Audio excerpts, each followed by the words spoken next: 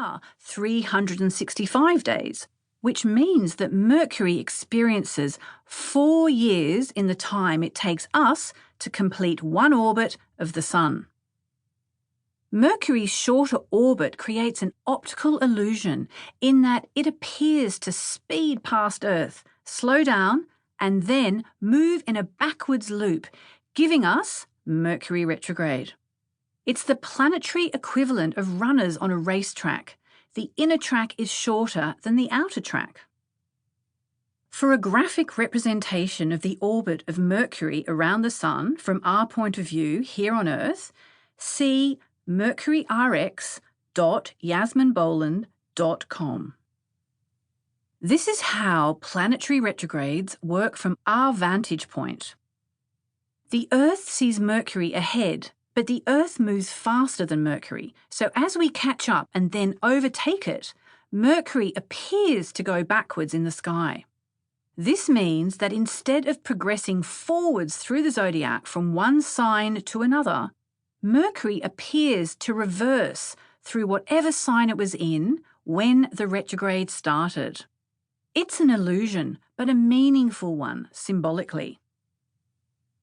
Mercury isn't the only planet that goes retrograde. They all do, with the exception of the Sun and the Moon, which aren't actually planets.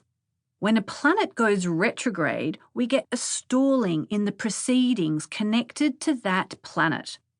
Mercury retrograde is the best known of all the planetary retrogrades, though, and it happens 3 or 4 times a year, or about 20% of the time. Mercury is the planet of communication, thinking and learning, and represents ideas, methods, information, dexterity, and transport. Mercury is also the trickster, and so when it goes retrograde, its influence works differently to usual because its energy intensifies and things seem to go awry. However, as you'll discover, you can work consciously with Mercury's energies when it's retrograde and use them to your advantage. Common myths about Mercury retrograde. Before we move on to exploring how to maximize Mercury's energies, let's start by dispelling a few common myths about Mercury retrograde.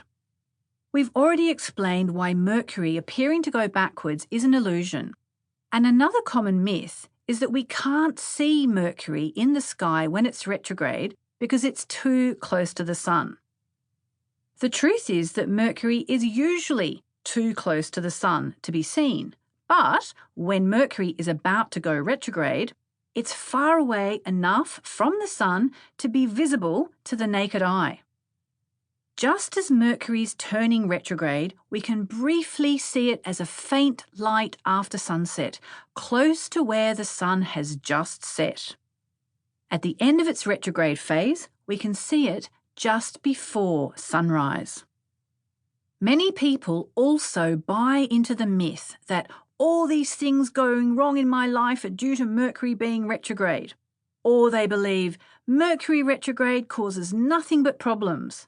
But if you tend to miscommunicate, mess up your travel plans, miss appointments, lose things and delete important emails, most of the time you'll carry on doing this whether Mercury is retrograde or not. It's not Mercury's fault. The truth is that things do go wrong under Mercury retrograde, and particularly with communications, all of which are inconvenient, annoying and frustrating. In this audiobook, however, you'll not only learn how you can prepare to avoid the worst effects of Mercury retrograde, but also how to use it to your advantage. For example, it's a great time to deal with what you've left unresolved in the past, or to make plans for the future. Shadow phases.